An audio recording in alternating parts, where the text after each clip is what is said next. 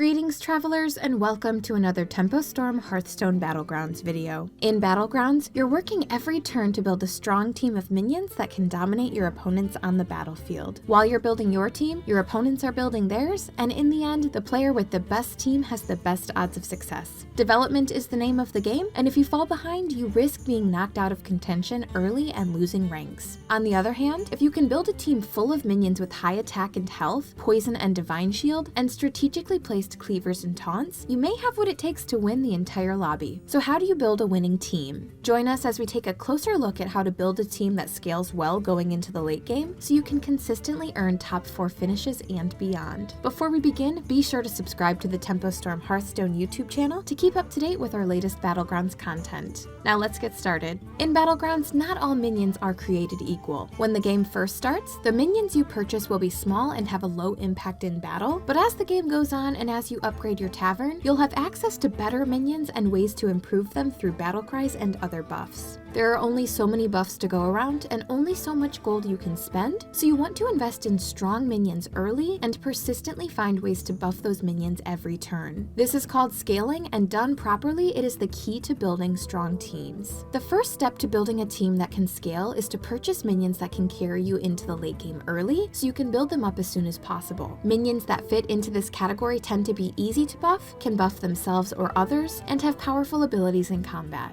Chief among these minions is Nightmare Amalgam. Since Amalgam is all minion types, it has access to all type-specific buffs in the game, making it the easiest minion in the game to develop. Since Amalgam can be granted both Poisonous by Toxfin and Divine Shield and Taunt by Annoyo module, it can draw attacks away from your other minions, survive multiple hits, and kill virtually anything. A well-built Nightmare Amalgam can take out entire teams on its own, making it one of the strongest minions to invest in. Nightmare Amalgam's not the only minion that can grow strong enough to solo a team. Junkbot and Scavenging Hyena build on synergies with other minions in the Mech and Beast tribes respectively, and grow larger over the course of the combat phase as other minions die. When paired with minion-generating death rattles like Replicating Menace and Rat Pack, these minions develop overwhelming stats and serve as massive finishers. Other noteworthy scalers have the capacity to take out multiple enemy minions with ease. Cobalt Guardian can give itself Divine Shield multiple times in a round when paired with effects that summon other mechs, and Cave Hydra's cleaving ability lets it hit multiple minions at once. These minions are all powerful fighters, but they aren't the only kind of minions that can carry you into the late game. Some minions can carry by providing continuous benefits and helping to grow your team turn after turn. The strongest examples of these are Lightfang Enforcer and Bran Bronzebeard. Lightfang Enforcer itself is arguably the strongest carrying minion in the game, with the ability to apply up to 8/8 in stats across 4 minions every turn. Next strongest is Bran Bronzebeard, whose ability to double battle cries effectively doubles the rate at which your team can grow. Since both of these minions can apply their effects to multiple minion types, they work very well with all of the strong standalone fighters we've mentioned before, like Nightmare Amalgam and Cave Hydra. If you can assemble a team with multiple strong fighters along with Lightfang or Bran, that team has the potential to grow into an unstoppable force. Beyond Lightfang and Bran, other minions have similar effects that help grow the size of your team or improve its success in combat, like Mama Bear, Pack Leader, Iron Sensei, Baron Rivendare, and Soul Juggler. These minions all synergize with various minion themes, and building around them can have powerful effects, whether it's increasing the stats of your other minions turn after turn, or increasing the impact of those minions in combat, or both. While these minions won't be large enough to carry on their own, if they have the right synergies with your other minions, they can push an already strong team over the edge. A wide variety of combinations exist for scaling, so look for the most powerful minions and synergies to build your team around at every stage of the game. Once you've acquired the minions that will carry you through the game, your next goal is to spend your gold improving your minions on every turn. Battlecry buffs are your bread and butter, and you'll be spending a lot of your turns buying Battlecry minions, playing them to buff your team, then selling them back to the shop to buy even more Battlecry buffs. The Battlecry buffs that are not type-specific, such as Menagerie Magician, Zubat Defender of Argus, and Strong Shell Scavenger, tend to always be useful regardless of your team's composition, whether you're building around one minion type, or a menagerie build with all minion types. Most other Battlecry buffs are type-specific, like Cold Light Seer and Screwjank Clunker, but you should almost always purchase them if you have minions of the appropriate type.